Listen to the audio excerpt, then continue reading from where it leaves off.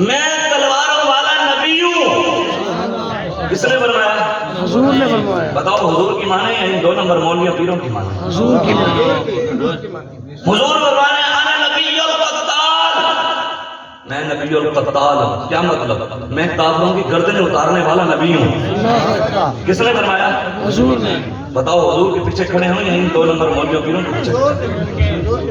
حضور نے فرمایا انا نبی المائی، میں اس دنیا میں کفر کو مٹانے آیا ہوں. سبحان اللہ.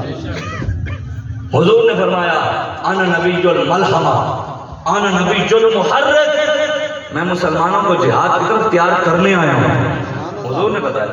حضور نے فرمایا وَاعْلَمُوا أَنَّ الْجَنَّةَ تَحْتَ ظِلَالِ السُّيُوفِ، حضور نے فرمایا بے شک جنت تلواروں کے سائے کے نیچے ہے. سبحان اللہ. کس نے فرمایا؟ حضور. آپ بتاؤ رسول اللہ کی معنی ہے ان 2 نمبر مولوی پیچھے کے. ہم تو ان کے پیچھے کھڑے ہیں. حقیقت یہی ہے ہم نے اس کو خدا نہیں مانا ہوا، ہم نے امریکہ کو مانا ہوا، ہم نے IMF کو خدا مانا ہوا. اگر اس کو مانا ہوتا تو اس کے دروازے پہ نہ جاتے. اگر اس کو رب مانا ہوتا تو IMF کے دروازے پہ نہ جاتے. اگر اس کو رب مانا ہوتا تو دنیا کے پاس مانگ لینا جاتے.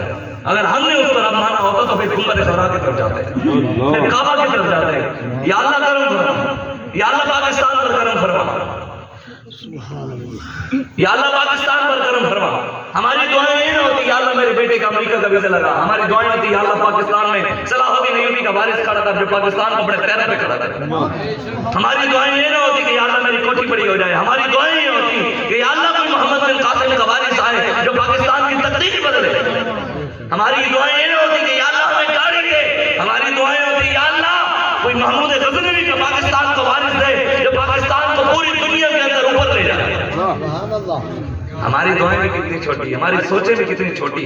یا اللہ صاحب گڈی دے دے 4 لاکھ روپیہ عمرے دے باہر جا کے حضور دے روزے دے بندے یا اللہ میرے پتر دا امریکہ دا ویزا. اس وجہ تو پاکستان بنایا سی. ادھر سے انگریز کی غلامی سے نکلے ادھر آئے، پھر 30 لاکھ روپیہ باہر کر گئے انگریز کی غلامی اور ٹیبل صاف کرنے کے لیے. اور پاکستان کیوں بنایا بھائی؟ ادھر بھی تو انگریز کے غلام تھے نا جی. ادھر سے آئے ادھر اپنا ملک ہوگا، کھائیں گے پیئیں گے جئیں گے، دنیا کی آنکھوں میں آنکھیں ڈالیں گے، اپنے پاؤں پہ کھڑے ہوں گے، اپنے ملک کو اپنے دم پہ کھڑا کریں گے. کیا ہوا؟ یہاں 35 لاکھ روپے بھر کر کینیڈا گئے، وہاں انگریزوں کے لیٹرین صاف کیے. کیا پھر وہ انگریزوں کی غلامی. پھر ہم نے جا کر اپنے بچوں کو، میں باہر جانے کی مخالفت نہیں کر رہا لیکن بات کر رہا ہوں کہ حقائق تو یہی ہے نا جی. وہاں انگریز کی غلامی سے آئے، پھر یہاں سے پیسے بھر کے انگریز کے لیے غلامی کے لیے گئے. تو ٹیکس دے پڑے، پھر پیسے بھرنے کی کیا ضرورت تھی؟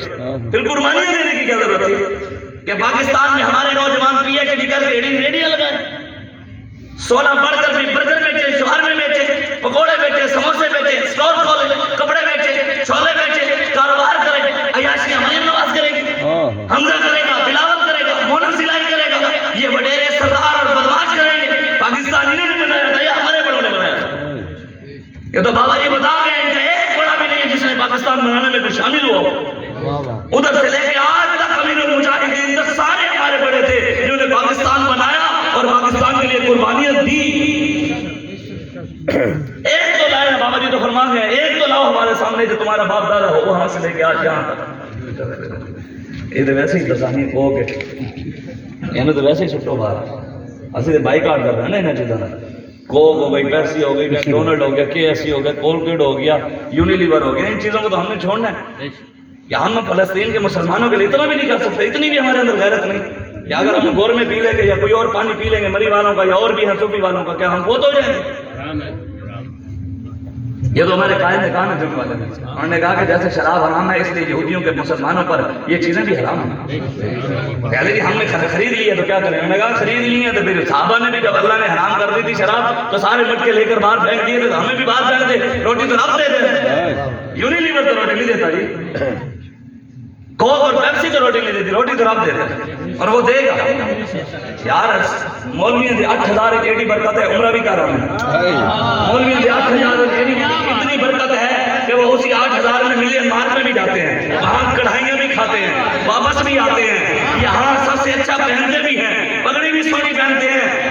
پھر من 8500 جنابوں نے برکت پائی ہوئی ہے. ہم وہی برکت، ہم سودی نظام ختم کر کے رسول اللہ کی معیشت، رسول اللہ کے دین کا نظام لانا چاہتے ہیں اور یہ ختم ہوگا انشاءاللہ. دن پھریں گے، حکومت آئے گی تحریک لبیک کے ہاتھ میں آئے گی.